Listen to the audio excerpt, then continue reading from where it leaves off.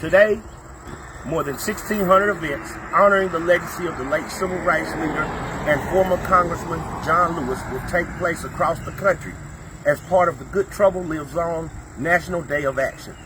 This is the 5th annual John Lewis National Day of Action, which is taking place on July 17th each year since John Lewis passed in 2020. My name is Sherard Frieson, and today I bring you the story of Art Bush, the real Black Panther. Anniston, a small town of about 24,000 people, is located in Calhoun County in northeastern Alabama. In late summer of 1936, racial tension in Anniston had been building, as the circumstance of this case was the 5th time the National Guard had been requested within 1 month's time to go to Anniston to help the community. On July 3, 1936, a young white woman was reported to have been attacked and left unconscious in a ditch, an incident to which the National Guard responded. 10 days later, another white woman was allegedly attacked in her house, which prompted a mob to form and ultimately led to more racial violence outside the jail where the accused was being held. The National Guard intervened when an overheard comment by a black man prompted the mob to follow and severely beat him. This incident also resulted in a 32-hour manhunt that saw several occasions of violent outbursts.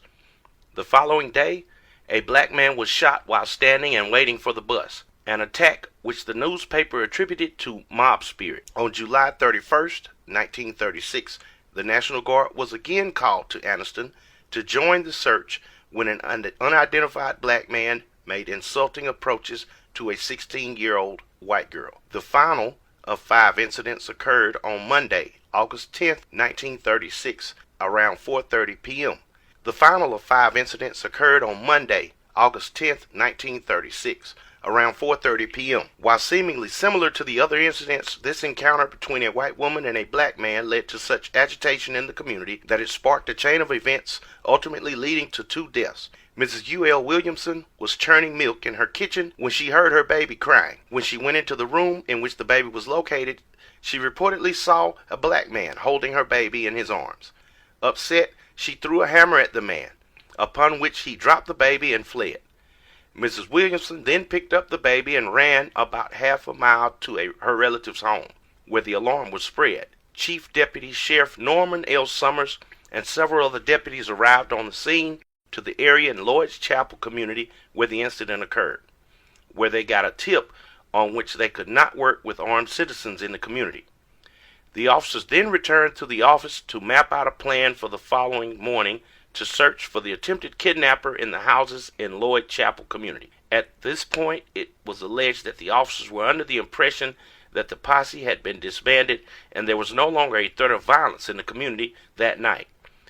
Subsequently, the deputies were then notified of a shooting at Art Bush's house around 10 p.m. On Tuesday, August 11, 1936, the Anniston Star reported that 3 white men were shot when they went to Art Bush's house as posse men. 3 of the 5 men in the posse that were reported as being injured on Monday, August 10, 1936, were related: Ozzie Hicks, Pat Hicks, and J.A. Hicks, and the other 2, Forney Martin and Clarence Hughes, were residents of Anniston. This group was described as following a first group of men who were scouring the black community in search of the black man suspected of attempting to kidnap the 2-month-old white infant, Mrs. Williamson's baby. While this was the motive reported in the local paper, an interview with Pamela Pierce, the granddaughter of Art Bush, illuminated a different but not mutually exclusive reason for the posse at Art Bush's house.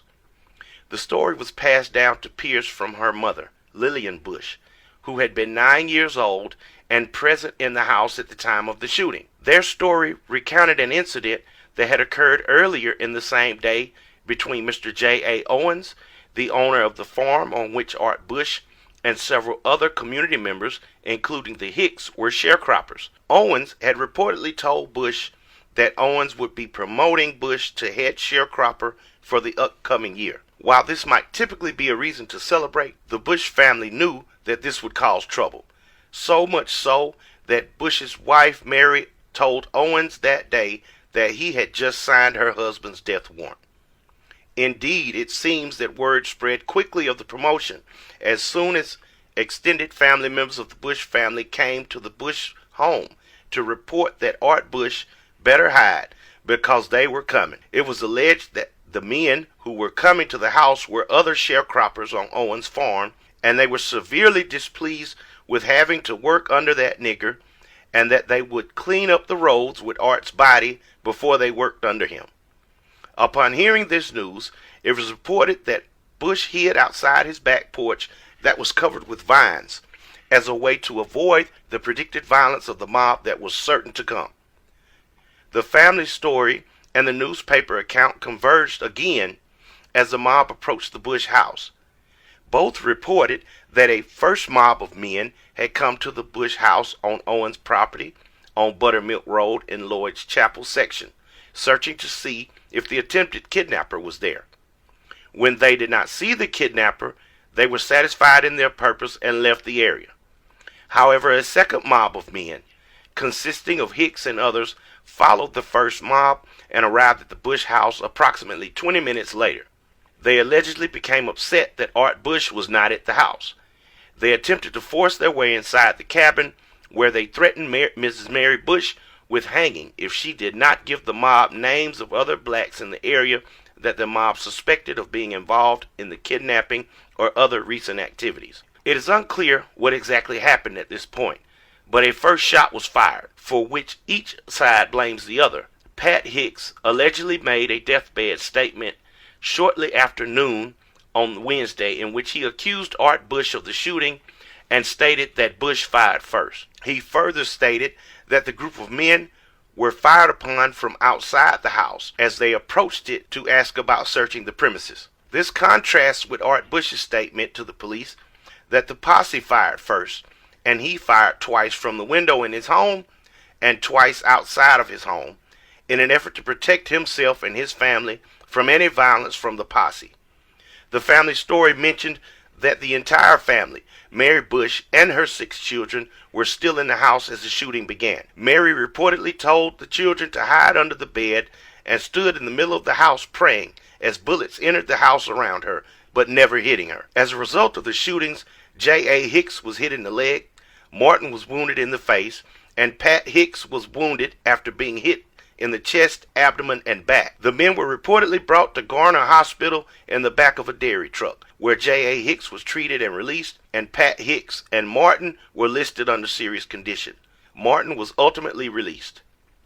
Upon hearing that 3 white men had been shot by a black man, a mob of about 500 people, along with bloodhounds, assembled to search for Art Bush. 2 companies of the Alabama National Guard, 15 state policemen, and 12 enlisted military staff searched for Art Bush and encouraged the mob to go home. While the highway patrol and county officials continued to search for the attempted kidnapper, the National Guard arrived in Calhoun County and another unit was put on notice in Jacksonville. General Coleman was mentioned as saying that no matter how serious the crime involved, it is my duty to protect the suspect from possible violence and ensure him a fair trial, and I propose to protect this man. About 50 shotguns, rifles, and pistols were taken from Bush neighbors and tagged by officers to be returned after the threat of violence had subsided. It was further reported that armed groups of whites had formed around the area of the Bush cabin after the arrest, and state patrolmen were brought in to disperse the crowd under the threat of the posse men having their guns taken away. This seems to have been a site where posse men had promised to show up in more numbers, which would have added to the racial animosity of the already tense town. On Tuesday, August 13, 1936, the afternoon following the incident, a group of about 30 or more unidentified white men gathered near the Bush property and burned down the Bush barn. Although destructive because the barn contained corn, hay, and fodder for livestock, it did not harm anyone. The barn burning was seen by many as retaliation for the shooting. A fire investigation was started by the state fire marshal's office, but it was unclear what, if anything, resulted from that process. The Bush family story indicated that though there was a lot of anger and violence, their house was saved from being burned down with the barn because the men knew that Mary and the children were in the house, and someone in the group spoke up to avoid the house for that reason. possibly in response to the barn burning, the local paper, the Anniston Star, reported that Bush's family was put in protective custody in the county jail on Tuesday afternoon to prevent any harm to them. They later left the prison and moved in with nearby relatives. Because of the high tensions, 37 state patrolmen were called to Anniston to keep the peace and assist county officers. Later that day, Art Bush was arrested in a swamp about 2 miles from his home. He was arrested by Sheriff Deputies Norman Summers and Arian Williamson and Floyd Dyer, a state highway patrolman. Bush was reportedly put in a car and rushed to Pell City, where the police phoned Anniston to let them know that they had Bush in custody. Bush was then sent to the Birmingham jail in Jefferson County for safekeeping. When the police questioned him, Bush admitted to shooting at the mob, twice from the window inside the house and twice from outside the house, but said that it was someone from the mob who shot first. His theory on the multiple gunshot wounds of those in the posse was that it was dark, and because of this, the posse men could not see each other and ended up shooting themselves. He was charged with 1 count of murder once Hicks died, and 2 counts of intent to murder for the injuries to the other 2. Officers were under the impression that Bush was not the black man that the posse had been looking for, given that he did not fit the description and had several witnesses verify that he had been plowing at the time of the attack. The paper reported that the posse had yet to determine if the prowler's motive was to kidnap the child or scare Mrs. Williamson by molesting the baby, and stated that there was no indication that the posse would continue to look for the prowler.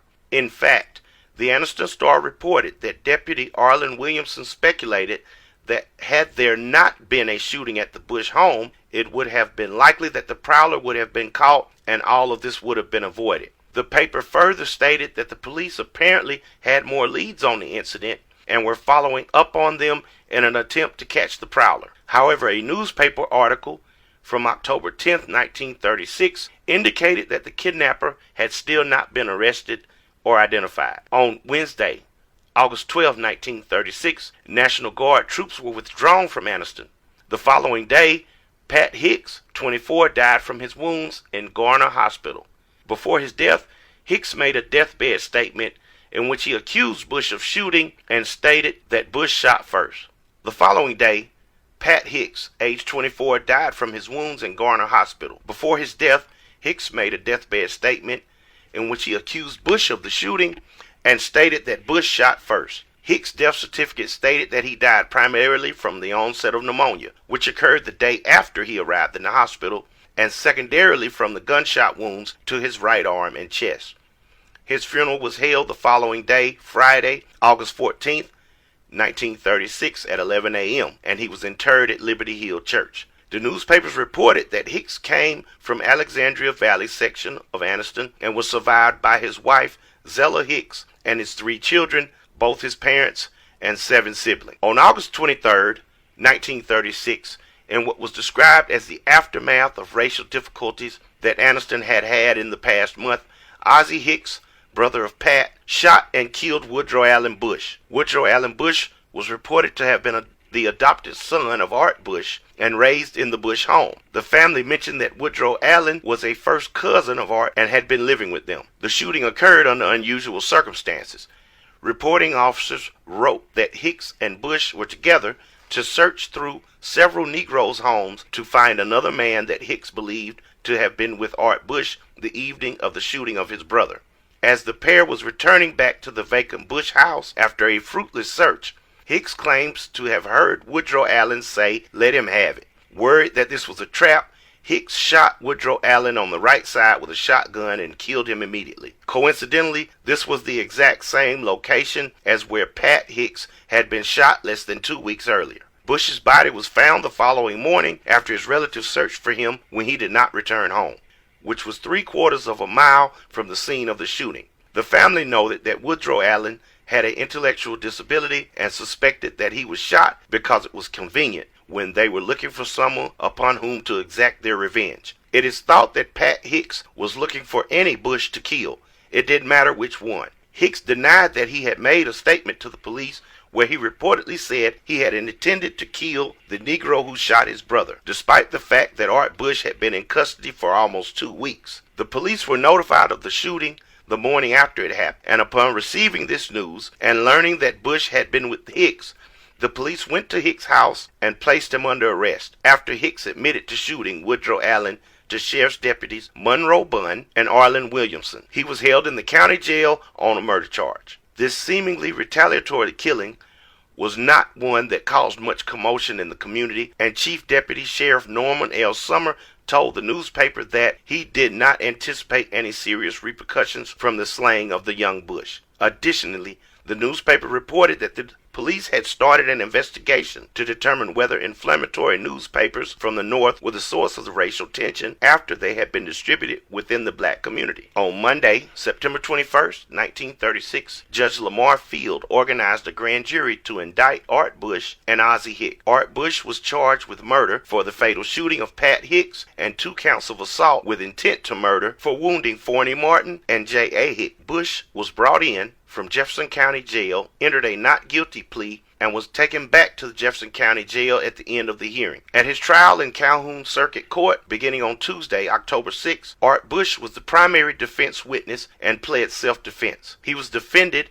by court-appointed attorneys James L. Carter and Rankin Doggett, both from Anniston. Bush testified that one group of men had searched his home and the shooting occurred after the second group had come to his home. He further stated he had been threatened by these men in the mob and he had fired from a window in his house without knowing who they were. He admitted to firing at the mob but maintained he had not fired first. He additionally testified to not knowing if he had hit anyone given how dark it was that evening. The family reported that they were surprised to have found that it was the Hicks boys in the mob, given that those boys had been friends of the family and even had been over to the Bush cabin for Sunday dinner. The state engaged J.R. Sanford to prosecute the case. State's witness, Forney Martin, who had been one of the mob members, was wounded in the neck from the shooting, testified that the mob had been fired upon first. He additionally commented that he saw that Bush had done it because he saw Bush when he shined his flashlight and illuminated Bush. He was the only one of the witnesses to directly accuse Bush of the fatal shot. 3 other state's witnesses, including Ozzie Hicks, testified that they did not know who fired first and they did not see Bush. In addition to the witnesses, the defense also called several character witnesses to testify on Bush's behalf. It was reported that many of the character witnesses the defense called were white and testified to his reputation. Testimony and arguments by counsel concluded before noon on Wednesday and the jury deliberated. Bush faced an all-white jury in a small Alabama town after being charged with the murder of a white community member. History shows that the odds were not in Bush's favor, and especially so when the jury returned after deliberating for little more than an hour. Surprisingly, the jury acquitted Bush of the murder charges. A newspaper reported that despite troops having been called out when Bush was arrested, after his acquittal, there was no demonstration against him. Bush was reported to have been visibly overjoyed by the verdict and stated that he was mighty glad to get loose. Bush's acquittal made newspaper headlines across the country, with one in particular with a subtitle reading, "Man Who Killed Mob Member Acquitted by Lily White." Unprecedented. Ozzie Hicks was charged with the murder of Woodrow Allen Bush. He was arrested and taken to the local jail the day after the shooting, which was the day the body was found, August 24th, 1936. On September 3rd, Hicks was seen by Judge Holdman Jr. to await action from the grand jury and continued to be held without bond.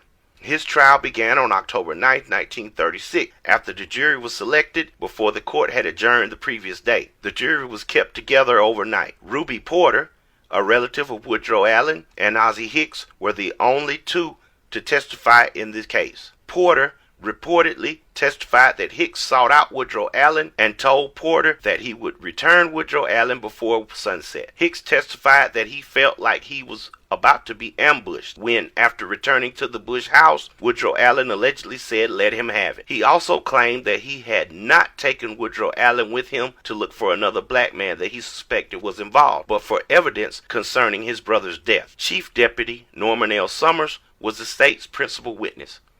Summers testified that Hicks said he had intended to kill a black man that was present when his brother was killed. Hicks was the principal defense witness and claimed that he did not intend to kill anyone. Instead, he testified he was only looking for evidence in connection with his brother's death and was scared when he thought he was being ambushed. Therefore, he shot Woodrow Allen because he thought he was being led into a trap once Woodrow Allen ran ahead of Hicks near the house and yelled, "Let him have it." The defense called other witnesses that testified that Hicks had a good reputation but that he was mentally weak. Hicks entered pleas of not guilty and not guilty by reason of insanity to the court. He was acquitted based on his plea of not guilty, despite the fact that Art Bush was acquitted by a jury of his peers for the murder of Pat Hicks. That did not stop the community from threatening him once he was released. The family reported that Art Bush ultimately left Anniston and moved to Chattanooga, Tennessee within the months following the trial. He continued to receive death threats, yet his family stayed in Anniston, Alabama, because Art told them it would be too hard to move the whole family once they had settled there. Apart from some short moves, Art Bush stayed in Chattanooga almost the rest of his life. He reportedly moved back to Anniston once his health started failing and died in Anniston in a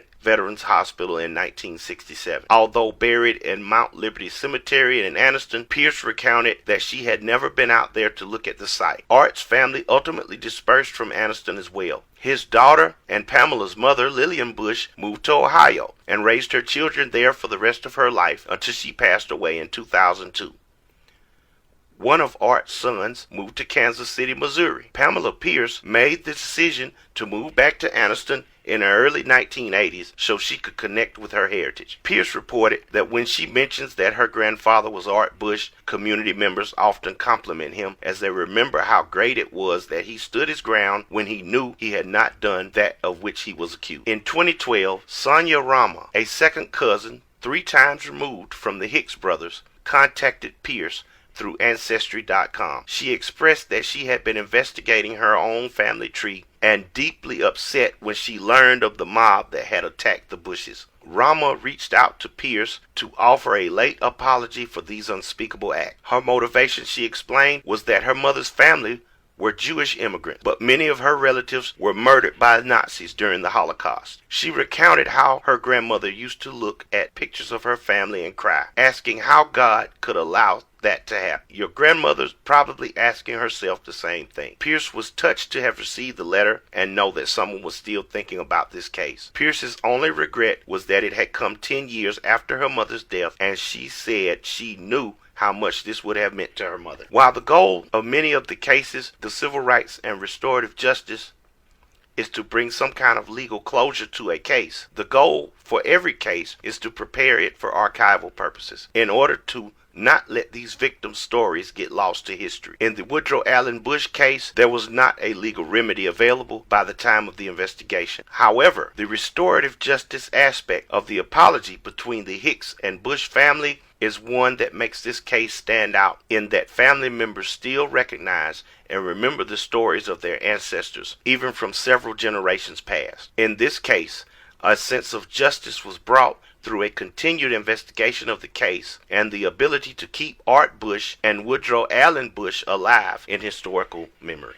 I want to thank you for listening to this story of one of our ancestors, Art Bush, a black man, a sharecropper who was falsely accused, defended his home and his family from a crazed white lynch mob, was arrested and charged with murder, and then acquitted by an all-white jury in 1936 Alabama during the Great Depression. Now this is what I call good trouble. We give credit to Munroe Graham of Northeastern University School of Law, 19, Civil Rights and Restorative Justice Clinic, and the NAACP for this information. I'm Wilkie Sherard Frieson, and this is brought to you by the Wilkie Clark Memorial Foundation for Business Development, Benevolent Services, and Community Action. Thank you.